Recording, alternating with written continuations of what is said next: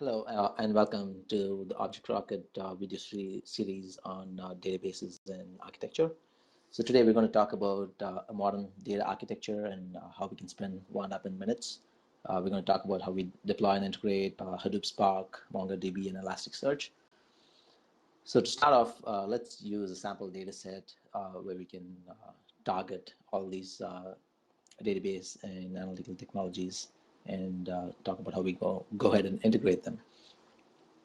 So for this specific case, I'm going to take the case of data generated from all the New York taxis. So there are 13,000 odd taxis in New York, and each of them are identified by a medallion. We're going to have that data. So the data comprises of taxi fare data, tip data, trip distances, pickup drop-off location coordinates, and then there's a other bunch of metadata around that information. So we're going to use that data and just use these different technologies and integrate and kind of calculate some queries. So to put that in perspective, for the next few minutes, I'm going to be sort of the kingpin of New York. I have all the taxi data. I own all the taxis, so I'm going to do some analysis on the data, and let's see where we can go from there. So kind of before we jump into all this, right, just kind of briefly idea on what are the fundamental problems of data. There's no longer a single database. Any problem you work on, you're most likely using a couple more database technologies or analytical tools. Scale is ever more challenging. It's growing more and more. In the case of tax data, I want to have information and data on previous years. I want to get history information and use that to plan for the future, especially with, say, in this case, Uber and Lyft eating into my taxi revenue. And then the next thing is nobody wants to be a DB anymore, right? Everybody wants to be either DevOps, engineer, or developer, and you want someone else to take care of the data. So that's where Rackspace and Object Rocket come into play. Is we support a whole bunch of database technologies and kind of work with you to integrate what works best for your particular use cases. And sometimes it's a particular solution. Sometimes you end up using more than one database technologies.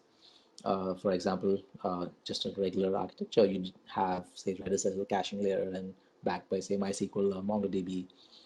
Or when you go, say, log analysis, you're getting data through Logstash into Elasticsearch. You're doing some initial search and analysis with Elasticsearch and display through Cabana. But then you want to do more complicated, deep dive analytical queries. And that's where Hadoop or Spark comes into play. And with all these integrations, you can actually still have your data being pumped into Elasticsearch, but then go perform these deep analytic queries using Hadoop or Spark. So not only do we help with what's the best technology for you and help integrate those, we also help support it on the platform of your choice, like what works best for you. Do you want it on cloud or do you want on dedicated servers? We support both those options and we manage all of them for you. So let's kind of dive into the specific example. And for the purposes of the demo, we're going to talk about 2 bits of data from that are collected from the taxis, and we're going to use different technologies to ingest and input this data, and then use a bunch of other technologies to kind of combine the data and process the data. So on the front end, let's say all of the taxi drivers have a mobile application that tells them during the time of the day what's the best location to be in. There's a more chance of you getting a pickup if you're a few blocks away, things like that, right? And you're going to have developers writing those applications and feeding data to that. They a lot of times prefer MongoDB. It's easier to work with JSON structured document than say something else, maybe Elasticsearch, right? So they want to, that's their preference, and all the metering information, payment information, tips, and all of that kind of goes into that same application. So they chose, okay, they want the data to live in Mongo, and my ops guys are managing all the GPS data, right? So that's collected from another device independently of all the FAT data, and they're saying, yeah, I don't want to deal with Mongo. I prefer Elasticsearch, and that works best for me for doing for ingesting all this data. I'm also going to be ingesting other metrics and data I collect from the taxi into Elasticsearch. Makes it easy for me to do some basic visualization with Cabana. So I'm like, okay, go do that. And then my analytic team is saying, hey, we got these technologies data in two different places. Now, how do we go integrate that and do some more processing on the data so we can kind of do more analytics and then feed that information back to the users or customers. In this case, we want to do some processing, kind of get best effort places and things like that, so we can send it back to the taxi drivers. So we'll feed data from Mongo, Elastic, do some queries in Hive and Spark, push it back from Mongo and back to the application. So without further ado, let's jump into the demo. So first off, let me just show you the data structure that lives in Mongo.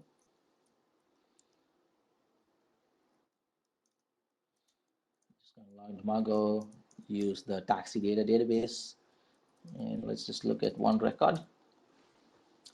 So like I mentioned earlier, all the FAT data information is going to go into MongoDB. The medallion, that's the identifier for per taxi. And you got a hack license, vendor ID, other things. The pickup date, date and time, that's what matters for FAT information. Payment type, cash or credit card, fair amount, surcharge, any other taxes, tips, etc., and your total amount.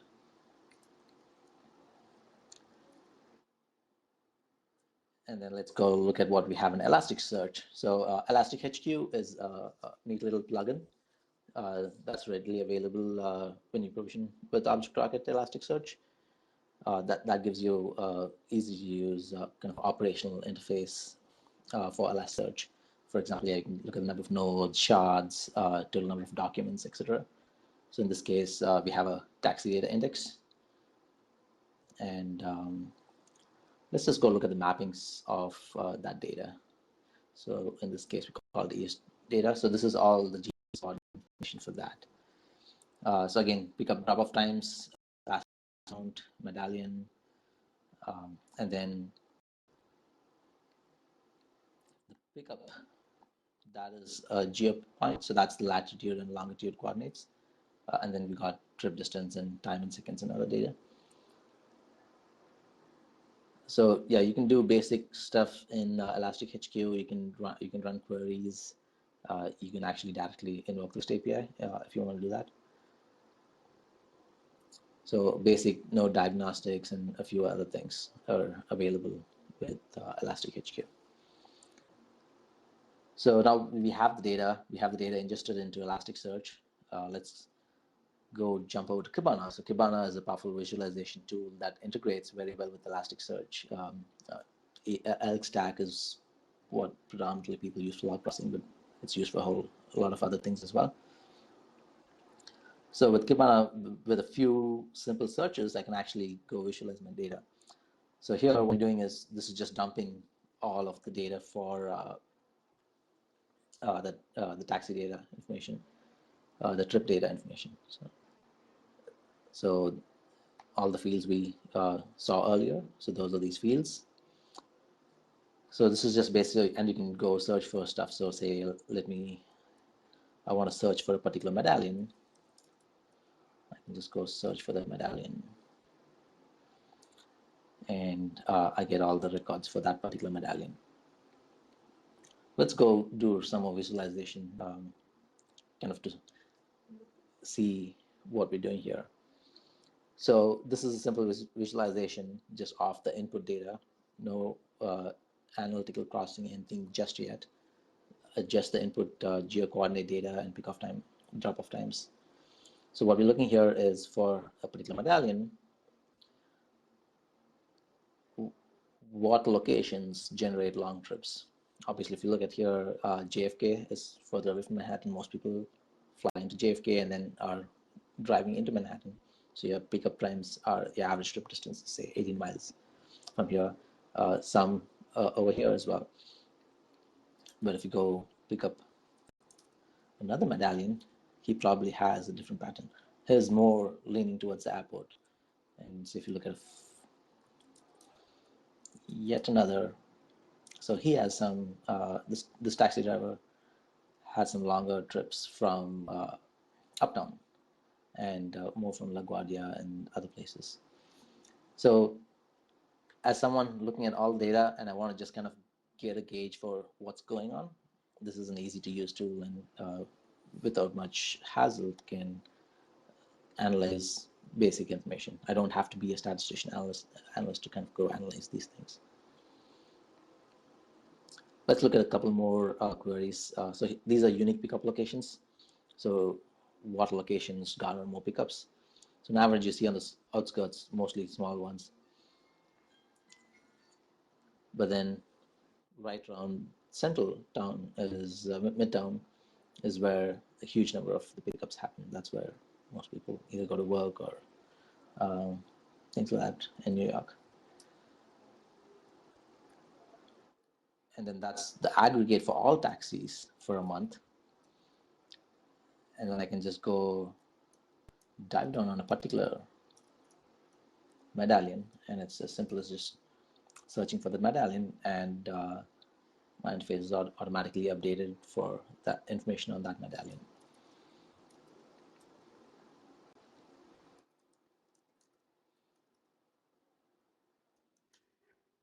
So yeah, this guy seems to have been slacking, not as many trips, which will probably be more evident in this one. So here's another query, right? So looking at the number of trips per day with average trip distances. So again, searching for a particular medallion, seems more consistent, a couple of days off. This guy, for example, has been slacking off, very few trips this month. So we got to go figure out, okay, what's going on? That's a huge revenue drop there. So things like this are easily kind of educated from simple graphs like these. Let's look at another one. This is, initially when you look at it, it's not as evident, but all the drop-offs and trips, taxi trips drop over the weekend. Pick back up week beginning and sort of midweek is when they peak and then drop back off. So you'll see that pattern. So if I go do that on a particular driver, you'll see maybe a different pattern. So it's easy to search for and kind of visualize all these at the same time with Elasticsearch. That's where the power of Elasticsearch comes in. But then what if I want to perform more deep queries, right? I want to say, look for what are the best locations for getting tips, for example, or what are the locations where I'm most likely to have a customer, things like that. So you need other tools that help you do those more deep analytics. And that's where, say, Hadoop or Spark comes in. So this is where you need to provide integrations between all of these technologies, between, say, Mongo and Elasticsearch, and Mongo and Hadoop or Spark, and Elasticsearch and Hadoop or Spark. So the way all these are integrated is through these connectors. And Mongo, there's a connector for Mongo and Hadoop called just a Mongo connector. And then similarly for Elasticsearch, it's called ES connector, ES Hadoop. So the way these essentially these two connectors perform in the same way. So any query run. So in this case, I'm in a Hive editor using Hue. And when I run these queries, so the way things work in Hadoop or Spark is your query is going to get split out into a number of these splits and get run on various nodes in the Hadoop cluster where the data resides, pick up those data based on the splits. The same works for Spark, but in terms of partitions, but it's sort of the same underlying concept. And what happens with Elasticsearch and Mongo connectors is it actually figures those splits out, figures out what are the shards on, say, Mongo or Elasticsearch, whichever driver you're using, those respective data sets live on, and then kind of make the queries there and pull that. So you're really not getting all the data from Mongo or Elasticsearch. You're making specific queries. The connector is actually translating some of the Hive queries into queries in Mongo and Elasticsearch and getting just the required data. And in this case, you can combine data from both places and do further analysis. So let's quickly look at the data pulled into a Hive table. So this is the same data we saw in Elasticsearch, all the locations and everything. So that's the pickup latitude, longitude information. So this data is getting directly pulled from Elasticsearch. So what we're doing here is we're creating an external table using Hive. This is the Mongo one. And with Hive, you specify for an external table, what is that external table stored by? In this case, you're going to say it's going to be using the Mongo storage handler. There are a bunch of other storage handlers. And with the table properties, you specify, okay, here's the Mongo URI. That's the MongoDB I want to connect to, and particular database and collection in Mongo. There's a whole bunch of other attributes that you can specify with the server properties. Here, we're just doing column mapping. So the Mongo storage handler requires you to provide mappings between the Hive columns and the MongoDB columns. So that's the Mongo data. Very similar for the Elasticsearch table as well. Create an external table, going to be stored by, and this one's going to use the Elasticsearch Hadopp, so ES storage handler. Again, supports a whole bunch of parameters. The basic required ones are what are the Elasticsearch nodes and what are the resource, the index, and the mappings within the index that you want to query for. So here we saw an example of data getting pulled directly from Elasticsearch. The Mongo fat data information is data getting pulled directly from Mongo.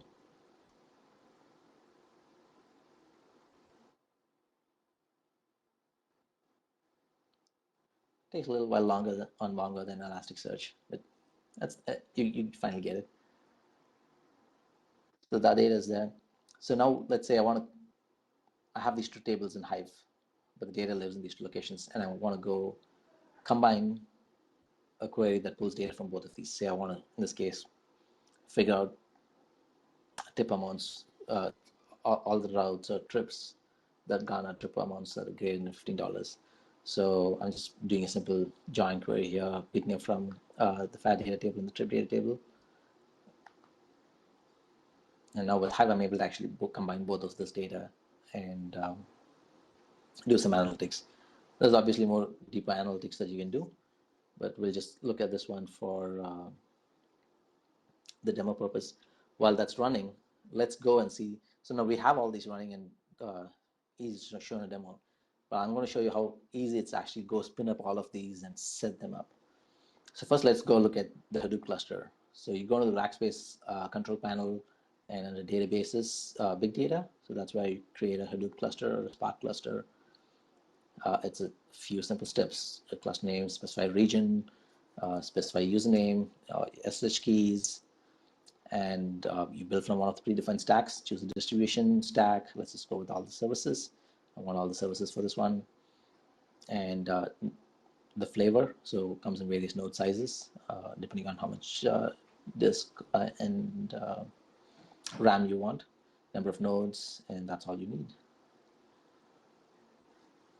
So that goes and creates a cluster with all these nodes. And once they complete the building, all the IP information are populated, and you should be able to log into the cluster. Similarly, let's go spin up a Mongo instance and an Elasticsearch instance from ObjectRocket. You come to the ObjectRocket control panel to create your Mongo and Elasticsearch instances. And we're going to go add an instance. Let's just call it Mongo taxi data. And choose MongoDB. We'll get Elasticsearch after this.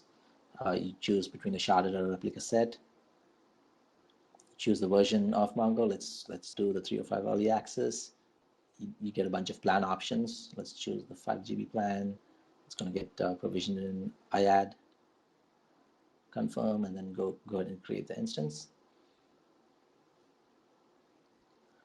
So with the MongoDB, the provisioning is pretty instant. Your MongoDB instance is actually live and running. So you get a whole bunch of connection string options to connect to your instance. Service net is within local DC, and get an external over the public IP connection as well. SSL and non-SSL versions. You can go add databases and add a username password for the database. Your shards, once you in your shards are going to show up there. So right now we just have a single shard, and you can actually keep expanding on that and add more shards. To access your database, you need ACLs, so you can specify ACLs in terms of CIDRs, and so you should be able to add a single IP or a whole CIDR block. Backups and any other additional stuff should show up here. So let's go and look at creating an Elasticsearch instance.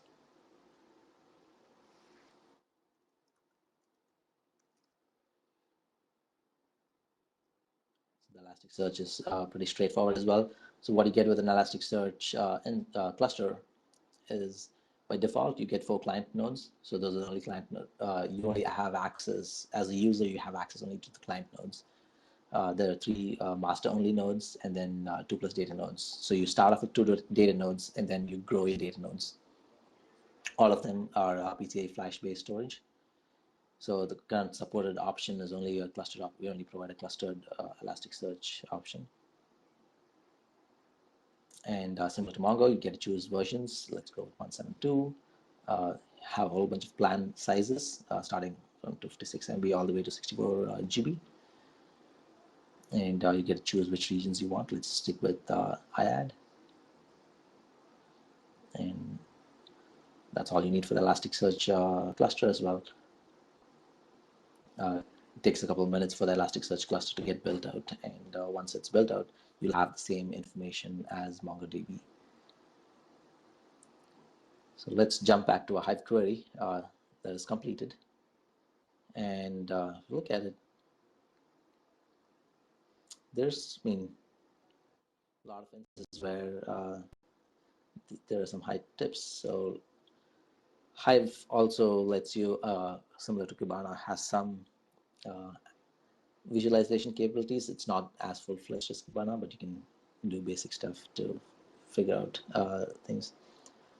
So instead of fair amount, let's do tip and by medallion, and we can just kind of get some basic charts going on.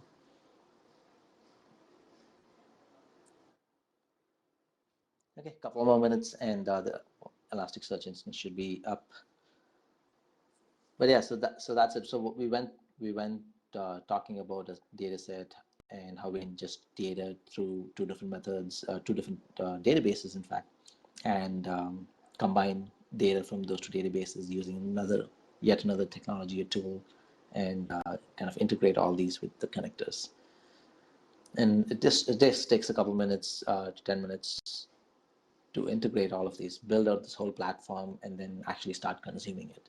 All of the connectors are built in by default. So once you spin up these instances and your Hadoop cluster, your connectors are already installed and ready to go. And all you have to do is go write your queries, ingest the data, and you should be good to go. With that, that's all I have for today. So feel free to email any questions. Reach me on Twitter at rnormal, or yeah, just reach out to Rackspace with your questions and interesting problems. We're here to help solve your problems. Cool. Thank you.